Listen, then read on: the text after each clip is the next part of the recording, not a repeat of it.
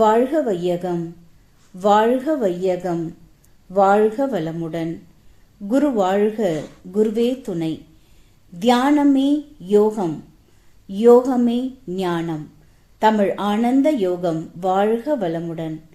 தமிழ் ஆனந்த யோகத்தின் இன்றைய சிறப்பு சிந்தனை துளி, இயற்கை துன்பம் இன்பத்தை உணர்வதற்கே. இயற்கை துன்பங்கள் சிறியது எனினும் அதுவே இன்பத்தை உணர தடையாக இருக்கிறது. நாம் இயற்கை துன்பத்தை காட்டிலும் பெரிய பெரிய ராட்சச துன்பங்களை எல்லாம் செயற்கை துன்பங்கள் ஆக்கிவிட்டோம்.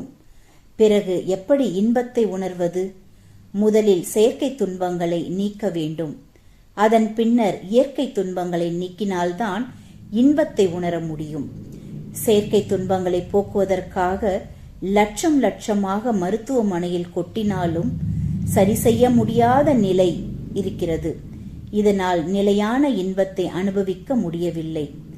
அனுபவிக்காமலேயே மனிதன் மரணித்து விடுகிறான். அளப்பரிய இன்பம் அவனிடம் இருந்தாலும் அனுபவிக்காமலேயே இறந்து விடுகிறான். இயற்கை துன்பத்திலிருந்து நீங்கிய இடம் இன்பம் என அறிவோம். அவ்வாறு நீங்கிய அந்த இடத்தை சரியாக கண்டுபிடிக்க வேண்டும். ஒரு மயிரிழையில் அதை கடந்து விட்டாலும் அது துன்பமாக மாறிவிடும். ஒரு நூல் தாண்டிட்டோம்னா கூட அது துன்பமாக மாறிவிடும். அந்த சரியான இடத்தில் நிறுத்திக் கொள்ள தெரிய வேண்டும். அவ்வாறு நிறுத்துவதற்காக மனதிற்கு நாம் கொடுக்கும் ஒரு பயிற்சிதான் விழிப்பு நிலை. அதற்குத்தான் தவம் அவசியமாகிறது. அந்த சரியான இடம் எதுவுமே எனக்கு தெரியவில்லையே, யாராவது வந்து சரியான இடத்தில் வந்து நிறுத்திவிட்டால் பரவாயில்லை என நமக்கு தோன்றும். ஆனால் அந்த இயற்கையோ நமக்கு சரியான இடத்தை காட்டுகிறது, மனதிற்கு உணர்த்துகிறது. தேவையான உணவு கிடைத்தவுடன் ஏப்பம் என்கிற ஒரு உணர்வு இயற்கையால் கொடுக்கப்படுகிறது.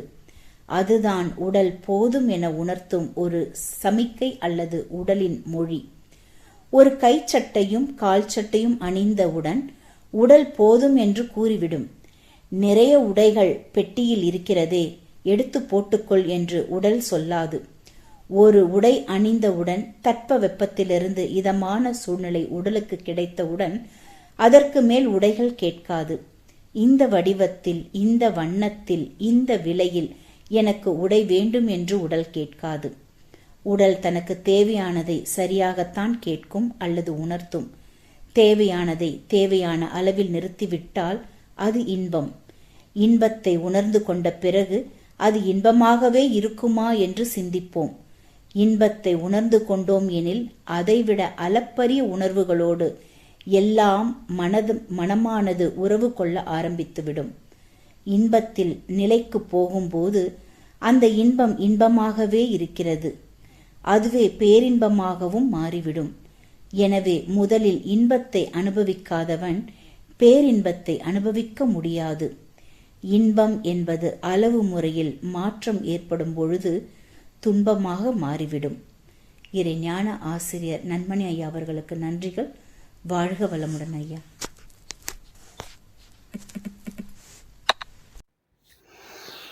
வாழ்க வையகம், வாழ்க வையகம், வாழ்க வளமுடன்.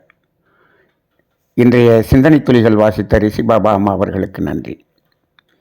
தியானமே யோகம், யோகமே ஞானம். தமிழ் ஆனந்த யோகம் வாழ்க வளமுடன். இன்றைய சிந்தனை துளியின் தலைப்பு, இயற்கை துன்பம் இன்பத்தை உணர்வதற்காக என்பது இன்றைய சிந்தனை. இது என்ன, இன்பத்தை உணர்வதற்கு துன்பம் வேண்டுமா என்று ஒரு கேள்வி வரும்.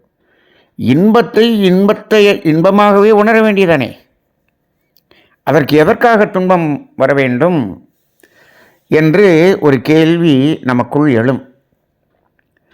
மனிதன் இன்பத்தை இன்பமாகவே உணரக்கூடிய ஆற்றல் பெற்றவன்.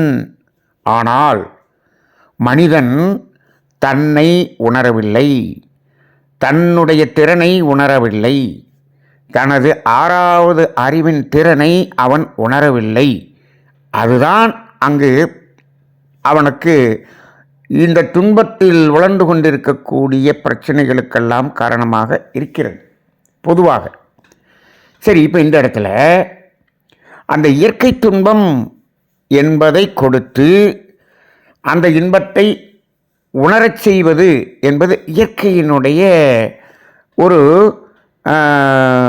வேலையாக இருக்கிறது என்று வைத்துக்கொள்வோம். இயற்கை துன்பம் என்று சொன்னால் இயற்கை இந்த உயிரினங்களுக்கு கொடுக்கக்கூடிய துன்பம் என்று எடுத்துக்கொள்ளலாம். நாம் அடிக்கடி சொல்லியிருக்கிறோம், இயற்கை துன்பம் என்று ஒன்றை இங்கு யாருக்கும் கொடுப்பதில்லை என்று.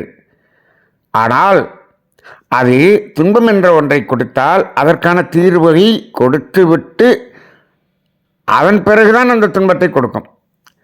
இப்போது உங்களிடம் உணவு இருக்கிறது என்ற நிலையில்தான் பசி என்ற உணர்வை கொடுக்குமே தவிர இயற்கை உணவு இல்லாமல் பசி என்ற உணர்வை கொடுக்காது. இதுதான் இயற்கை துன்பம். இயற்கை துன்பம் என்று சொன்னால் இங்கு இயற்கை வளங்கள் நிரம்பி இருக்கிறது. இந்த இயற்கை துன்பம் என்ற ஒன்று, பசி என்ற ஒன்று வரும்பொழுது தானே அதை நீ என்ன செய்கிறாய்? உணவாக எடுத்துக்கொள்கிறாய். அப்போ அந்த உணவாக எடுத்துக்கொள்ள வேண்டும் என்பதற்கு அந்த உணவை தயார் செய்து வைத்துவிட்டு அந்த துன்பம் என்பதை உருவாக்குகிறது. இதுதான் இயற்கை துன்பம். அப்போ இயற்கை துன்பம் என்பதில் அதற்கு தீர்வு ஆல்ரெடி ஏற்கனவே இருக்கிறது என்பதை உணர்ந்து கொள்ளுங்கள். இயற்கை துன்பத்திற்கே தீர்வு இல்லை, ஆனால் இயற்கை துன்பம் இருக்கிறது என்று சொன்னால் அது இறைவனால் ஏற்றுக்கொள்ள முடியாத ஒரு தத்துவம்.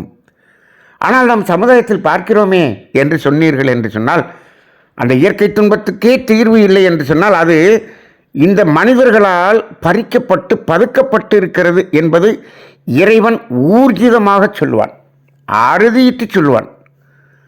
இப்போ ஒரு நாட்டில் உணவுக்கே இல்லாமல் அவர்கள் துன்பப்படுகிறார்கள் என்று சொல்லுகிறோம். அப்படி என்று சொன்னால் இதை இறைவனிடம் போய் முறையிடுங்கள். ஏன் இப்படி ஒரு படைப்பு, இப்படி ஒரு மனிதர்களை படைத்து அங்கு அவர்களுக்கு அந்த இயற்கை துன்பத்தை நீ கொடுத்திருக்கிறாய், ஆனால் அங்கு அதை தீர்ப்பதற்கான ஒரு உணவு இல்லையே, அப்படி கஷ்டப்படுகிறார்களே என்று அவர் இறைவனிடம் கேட்டால் என்ன சொல்லுவான்?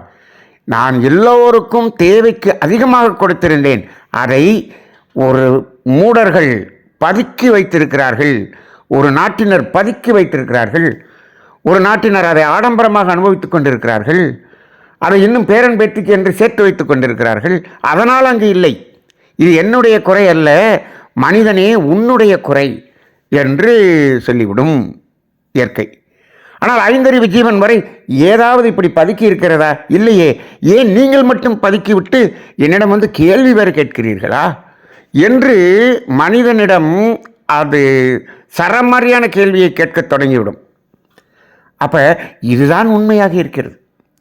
ஆனால் செயற்கை துன்பம்னு வந்திருக்கே, செயற்கை துன்பத்துக்கு தீர்வு இருக்கிறதா? தீர்வை வைத்துக்கொண்டா செயற்கை துன்பத்தை உருவாக்குகிறோம்? இல்லை. செயற்கை துன்பத்தை உருவாக்கிவிட்டு அதற்கு தீர்வை தேடிக்கொண்டு இருக்கிறோம். இன்னைக்கு இந்த உலகத்தில் மிக அதிகமாக படித்து விஞ்ஞானிகளாக ஆராய்ச்சியில் ஈடுபட்டு கொண்டிருக்கக்கூடியவர்கள் பல மணி நேரம், பல கோடி மணி நேரம், பல கோடி செலவு செய்து அவர்கள் என்ன ஆராய்ச்சி செய்து கொண்டிருக்கிறார்கள் என்று சொன்னால், செயற்கை துன்பத்துக்கு தீர்வை கண்டுபிடித்து கொண்டிருக்கிறார்கள், அதை தேடிக்கொண்டிருக்கிறார்கள். ஆனால் இயற்கை என்ன செய்தது? அந்த இயற்கை துன்பம் நீக்குவதற்கான தீர்வை முதலில் கொடுத்துவிட்டு அதன் பிறகு இயற்கை துன்பத்தை கொடுத்தது.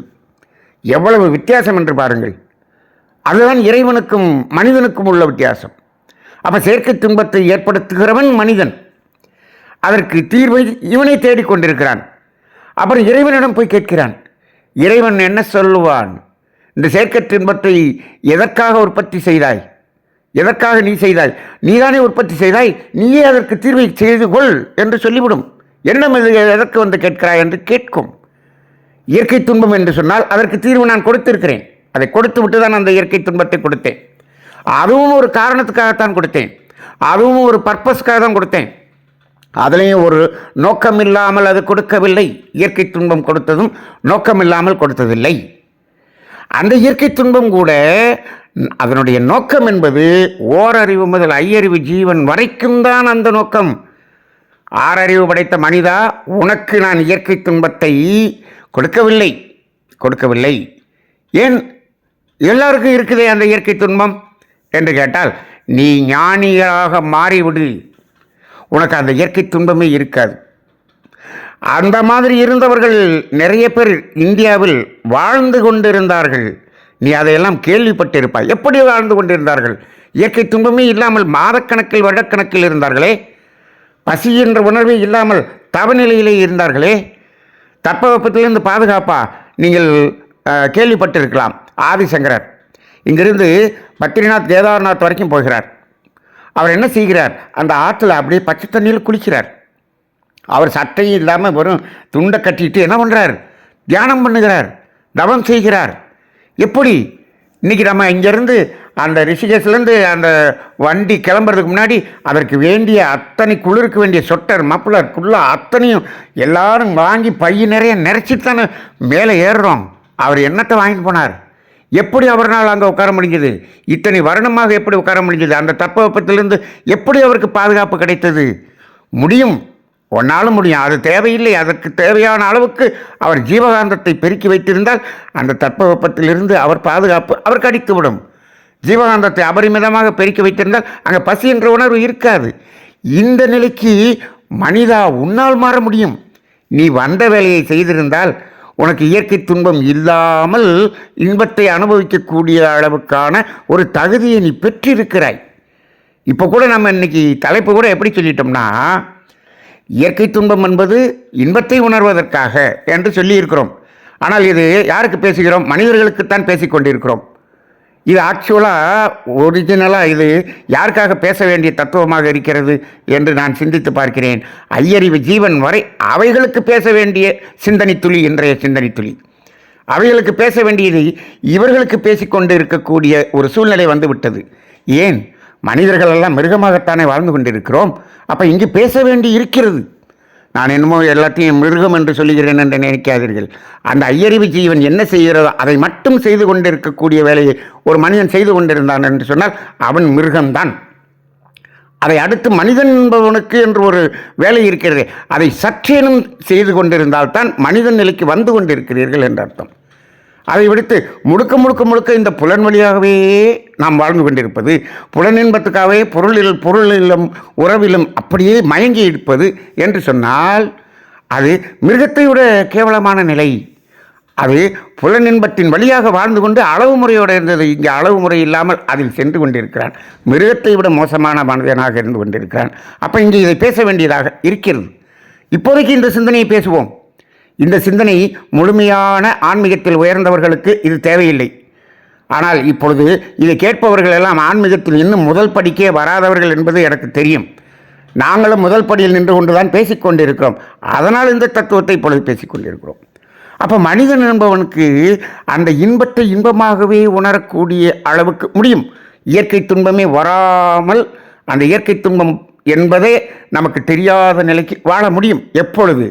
அபரிமிதமான அந்த ஜீவகாந்த ஆற்றலை உனக்குள் அடர்த்தியாக நீ பெருக்கி வைத்திருந்தால், அந்த ஞானம் என்ற நிலையை அடைந்திருந்தால், இறை உணர்வு என்ற நிலையில் நீ இருந்தால், அங்கு இந்த இயற்கை துன்பம் என்பதே வராது.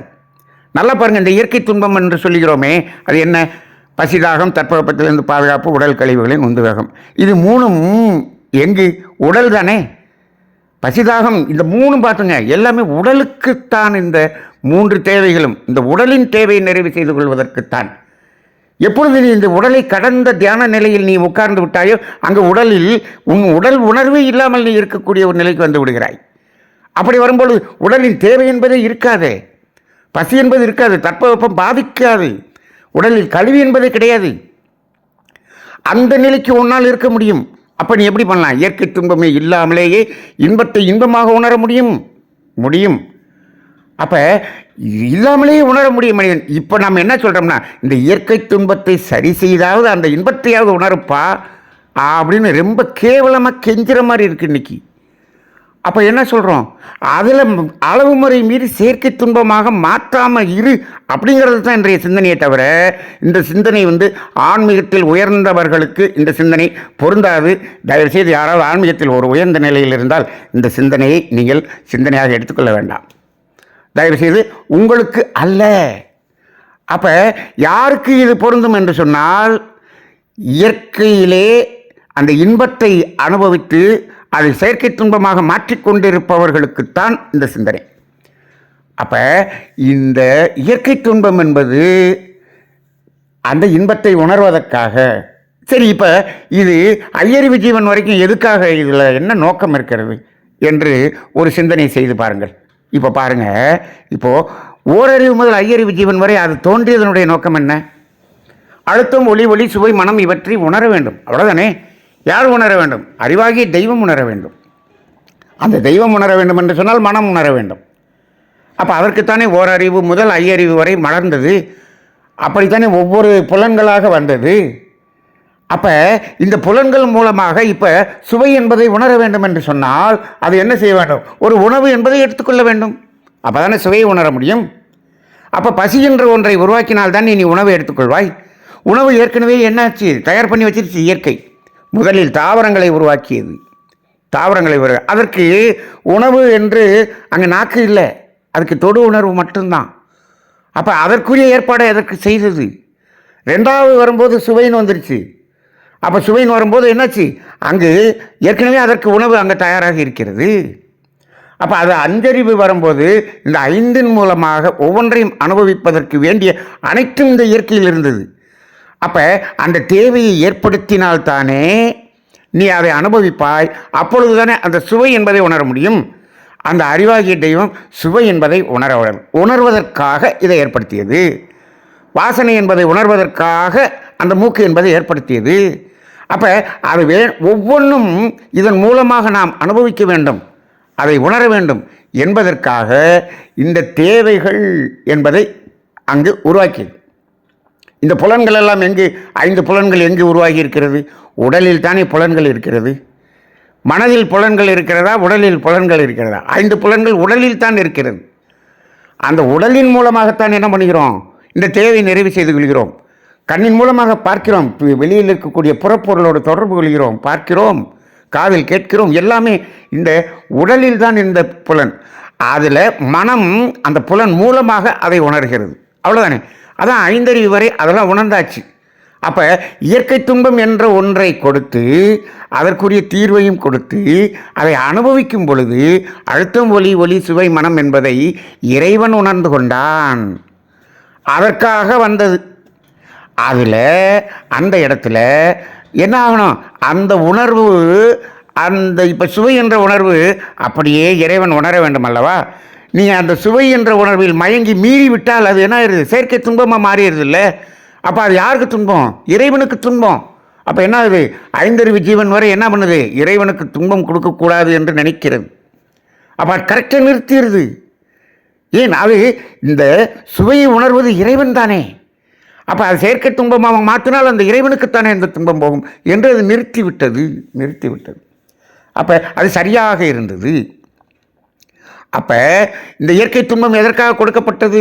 அது சரியாக நிறுத்தப்பட்டது, சரியாக உணரப்பட்டது. இது 5 ஜீவன் வரை. இப்போ 6 அறிவு வந்த மனிதனுக்கு இங்கு அந்த அழுத்தம், ஒளி, ஒளி, சுவை, மனதை தாண்டி வேறு ஏதாவது ஒரு தன்மாற்றம், காந்த தன்மாற்றம் உணர வேண்டி இருக்கிறதா? இல்லை. அப்போ அதனால தான் 6வது புலன் என்று ஒன்று தோன்றவில்லை. இல்லை. அப்போ 6வது அறிவு என்பது என்ன? வெறும் மனம், தனித்த மனம்.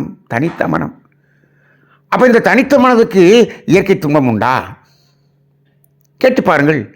இந்த தனித்த மனம் இருக்கக்கூடிய அந்த தனித்த மனதிற்கு இயற்கை துன்பம் கிடையாது. அதற்கு பசி, தாகம் என்று ஒன்று கிடையாது. மனதுக்கு பசி இல்லை, மனதுக்கு தாகம் இல்லை, மனதுக்கு தட்பவெப்பம் பாதிக்காது, மனதுக்கு இயற்கை கழிவுகள் கிடையாது. இது எல்லாமே உடலுக்குத்தான். அப்போ நமக்கு இது கிடையாது. ஆனால் ஏன் இப்பொழுது நம்மிடம் இருக்கிறது என்று சொன்னால், நாம் மனிதனாக வந்த பிறகு இவன் என்ன செய்தான்? அந்த 5 அறிவில் இருந்த பழக்கம் இங்கேயும் என்ன பண்ணுறான்? 6வது புலனை தேடுகிறான். 6வது ஒரு புலனை காணோம். என்னடா அது நமக்கு புதுசாக ஒரு புலன் வரல. சரி, அப்போ நமக்கு இயற்கை என்னமோ இந்த 5ல் கொஞ்சம் அதிகமாக அனுபவிச்சுக்கன்னு நமக்கு சொல்லிடுச்சு போல் இருக்குன்னு சொல்லி 5லே அளவு முறை மீறி விட்டான். அப்போ இவனுக்கு இயற்கை துன்பம் இருக்கிறது. அப்போ இது எந்த அடிப்படையில் இருக்கிறது? இதையும் அந்த தேவை என்ற அளவில் நிறைவு செய்து கொண்டு நீ அடுத்து அந்த 6வது அறிவு என்ற தனித்த மனமாக நின்று பழகினால் உன்னுடைய குண்டலினி சக்தி மூலாதாரத்திலிருந்து உச்சிக்கு மேலே அது உயர்ந்து வந்தால் மனிதனுக்கு மட்டும்தான் முதுகு தண்டு நேராக இருக்கும். அவனால் மட்டும்தான் இதை விடுத்து மேலே வர முடியும். எதை விடுத்து? இந்த 5 புலன்களையும் கடந்து மேலே வர முடியும். இந்த விலங்குகளுக்கு அப்படி அல்ல, அதெல்லாம் ஹரிசாண்டலாக இருக்கும். அப்போ இவன் மட்டும்தான் மேலே வர முடியும். அப்படி மேலே வந்து விட்டால் மேலே வர வர வர வர வர உனக்கு இந்த இயற்கை துன்பங்கள் என்பது குறைந்து கொண்டே வரும். பசி என்பது குறைந்து கொண்டே வரும். நீங்கள் நல்லா ஆன்மீகத்தில் பாருங்கள். ஆன்மீகத்தில் உயர்ந்து சில பேர்லாம் நான் ஞானம் பெற்று விட்டேன் என்று சொல்லுகிறார்கள். சில ஆசிரியர்கள் நான் ஞானம் அடைந்து விட்டேன் சொன்னவர்களை பார்த்திருக்கிறேன். அவர்கள் ஹோட்டலில் சாப்பிட போகலான்னு போனால் அங்கே போனோடனே நான் இட்லி சாப்பிட்டுக்கிட்டு இருப்போம். அவர் என்ன பண்ணார்? புரோட்டா சாப்பிட்டுக்கிட்டு இருக்கார். எப்படி? அப்போ நாம் அந்த நிலையை அடைய அடைய அடைய நமக்கு தேவை என்பது குறைந்து கொண்டே வரணும்.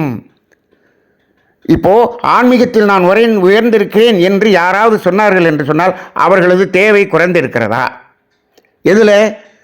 அவர்கள் பொருள் ஈட்டுவதிலும் தேவை குறைந்திருக்க வேண்டும், பொருளை செலவழிப்பதிலும் தேவை குறைந்திருக்க வேண்டும், அதை அனுபவிப்பதிலும் தேவை குறைந்திருக்க வேண்டும்.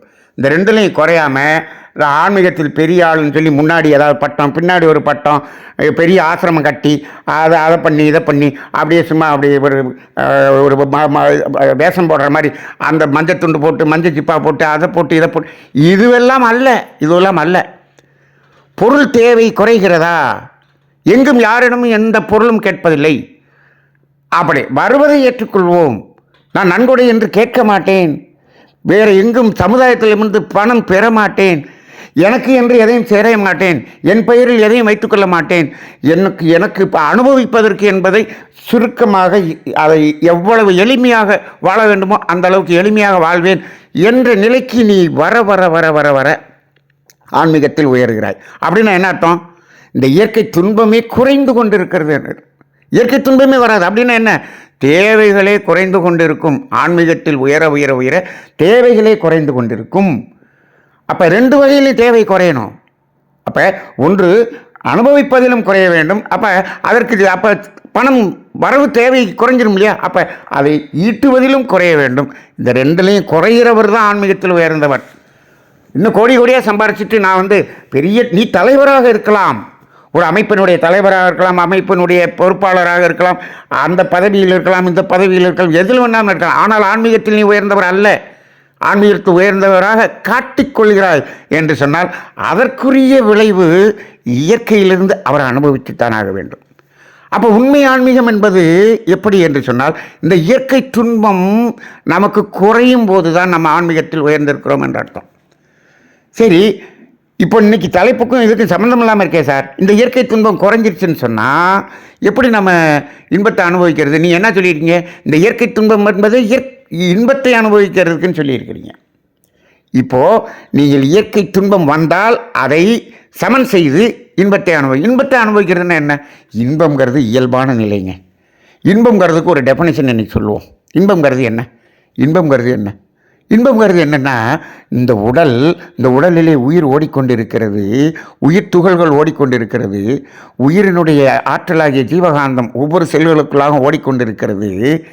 இந்த கோடிக்கணக்கான செல்கள், அந்த செல்களுக்கு இணையாக நமக்கு ஜீவகாந்தம் இருந்து அந்த ஜீவகாந்தம் ஒவ்வொரு செல்களுக்குள்ளாகவும் ஓடிக்கொண்டிருந்து அந்த ஜீவகாந்தத்தினுடைய சுழற்சி எந்தவித தடை இல்லாமல் அதனுடைய வேகம் சரியான இயல்பான வேகத்தில் ஓடிக்கொண்டிருந்தால் அந்த உணர்வுக்கு பெயர் தான் இன்பம். இன்பம்னா என்னமோ புதுசாக எங்கே இருந்தால் வர்றதில்லைங்க. அது இயல்பாக இருக்கக்கூடியது இன்பம். இன்பம் என்பது இயல்பானது.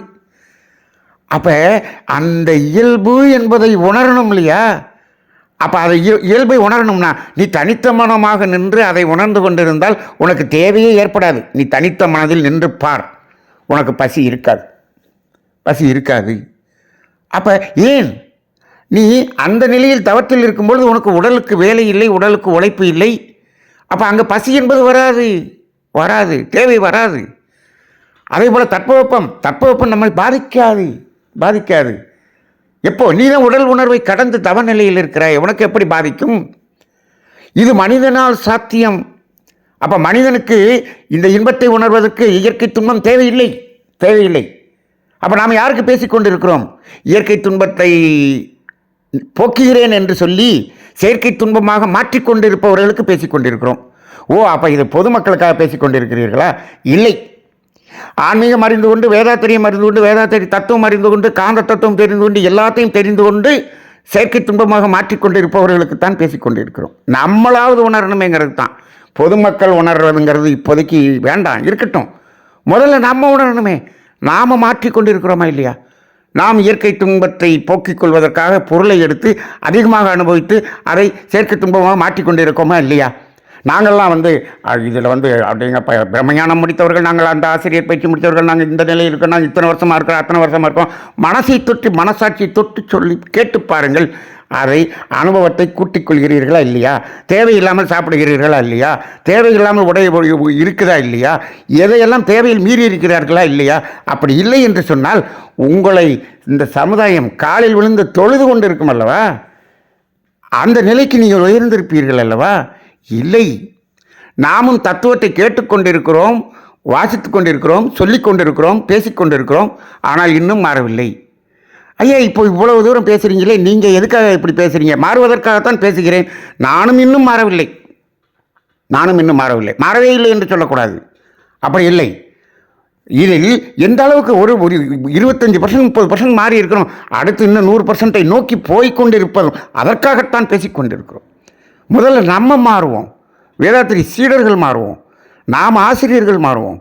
நம்ம இந்த சேவையை செய்கிறோம் என்று சொன்னால் நம்மளோட மாற்றம் இப்போ இன்னைக்கு 30% இருக்கோம் அப்படின்னு சொன்னோம்னா ஒரு வருஷம் கழிச்சு 35% அது மாறுவதற்காக பேசிக்கொண்டிருக்கிறோம். அப்படி இல்லை என்று சொன்னால் இந்த அமைப்பை கலைத்து விட்டு நீங்கள் பேசாமல் ஊராக போய்கொண்டு வாழ்ந்து கொண்டு போய்விடலாம். அதில் பலன் இல்லை. சென்ற வருடத்துக்கும் இந்த வருடத்துக்கும் ஒரு 2% நான் இன்னும் இன்க்ரீஸ் ஆயிருக்குமா? அதுக்காகத்தான் பேசிக்கொண்டிருக்கிறோம். அப்போ நமக்கெல்லாம் இப்பொழுது இந்த இயற்கை துன்பம் என்பது இன்பத்தை உணர்வதற்காக என்று தெரிந்து கொள்வது எதற்கு என்று சொன்னால் செயற்கை துன்பமாக மாற்றாமல் இருப்பதற்காக. ஆனால் விலங்குகளுக்கு அப்படி இல்லை. அவை உணர்ந்து கொண்டது. இது எதற்காக? இது பர்பஸுக்காக. இந்த அடுத்த ஒளி சுவை என்பதை இறைவனாகி அறிவாகி தெய்வம் உணர்வதற்காகத்தான் இதை கொடுத்திருக்கிறது. அதை உணர்வதற்காக நான் சாப்பிடுகிறேன், அந்த அளவில் நிறுத்தி விடுகிறேன். இறைவனிடம் நல்ல பேர் வாங்கி கொண்டிருக்கிறேன். இந்த 5 அறிவு ஜீவன் வரை எல்லாம் நல்ல பேர் வாங்கியிருக்கு. ஆனால் மனிதன் தான் கெட்ட பெயர் வாங்கி கொண்டிருக்கிறான். அதனால தான் இப்போ இன்றைக்கி எல்லாரும் என்ன சொல்கிறாங்க? மனிதனுக்காக இந்த உலகம் அழிவை நோக்கி போய் கொண்டிருக்கிறது, பெரிய இயற்கை துன்பம் வர இருக்கிறது, எல்லாம் சொல்லிக்கிட்டு இருக்காங்க. அப்போ இன்னும் பேரழிவு வரப்போகிறது என்று சொல்லிக் கொண்டிருக்கிறார். இப்பொழுது கூட ஒரு படம் நேற்றோ இன்றோ வெளியாகி இருக்கிறது என்று நினைக்கிறேன். கல்கி என்று ஒரு படம் வெளியாகி கொண்டிருக்கிறது. என்ன அது? கல்கி அவதாரம் எடுக்க வேண்டியிருக்கிறது அல்லவா? அது எடுக்கப் போவதாகவும் அது எப்படியெல்லாம் அது வரும் என்பதை ஒரு படமாக எடுத்து காமித்தது. ஏன் இப்படி படம் கல்கி அவதாரம் எடுக்க வேண்டிய காரணம் என்ன? மனிதன் அந்த அதாவது அலட்சியத்தின் உச்சத்தில், மயக்கத்தின் உச்சத்தில் சென்று செயற்கை துன்பத்தை ஏற்படுத்தி கொண்டே இருக்கிறார். இன்னும் இந்த சிந்தனையில் கூட சொல்லி இருக்கிறார்கள், செயற்கை துன்பத்தை ஏற்படுத்திவிட்டு அதற்கு தீர்வை கண்டுபிடிப்பதற்கு பல கோடி ரூபாய் செலவு செய்து கொண்டிருக்கிறான். அதை அடைய முடியவில்லை. அதற்காக ஆராய்ச்சி நடந்து கொண்டே இருக்கிறது. நீ ஆராய்ச்சி செய்து ஒரு பெரிய வியாதிக்கு மருந்து கண்டுபிடிச்சான் என்றால் அதை விட இன்னொரு பெரிய வியாதி வந்துடுது. ஏன் வருது? இந்த ஒரு வியாதிக்கு மருந்து கண்டுபிடிச்சி அதனுடைய சைடு எஃபெக்டை இன்னொரு வியாதியை உண்டு பண்ணிடுது. இது எல்லாம் தேவையே இல்லை. இந்த ஆராய்ச்சி தேவையில்லை. இன்னும் சொல்லப்போனால் இப்பொழுது நாம் எல்கேஜியில் கொண்டு பிள்ளைகளை சேர்க்குறோம் பாருங்க, அதிலிருந்து கல்லூரி PhD படிக்கிற வரைக்கும் இவர்களெல்லாம் எதற்காக படிக்க வைக்கிறோம் என்று சொன்னால் இறைவனை எதிர்ப்பதற்காக படிக்க வைக்கிறோம். அதுதான் உண்மை. ஏனென்று சொன்னால் எந்த கல்வி எல்கேஜியிலிருந்து அந்த PhD வரைக்கும் அந்த இயற்கை என்பதை, இறைத்தன்மை என்பதை, இறை நீதி என்பதை அங்கே சொல்லித்தருவதே இல்லை. அதெல்லாம் சொல்லித்தருவதே இல்லை. மனுஷன் கண்டுபிடிச்சதை பற்றி பேசுகிறாங்க, மனிதனுடைய வாழ்க்கை வரலாறை பேசுகிறார்கள், எல்லாம் மனுஷனை பற்றியே பேசுகிறாங்களே தவிர இயற்கை பற்றி அங்கு எதுவுமே சொல்லப்படுவது இல்லை. இயற்கைக்கு முரணான, இயற்கைக்கு எதிரான விஷயங்கள் தான் சொல்லித்தரப்படுகிறது.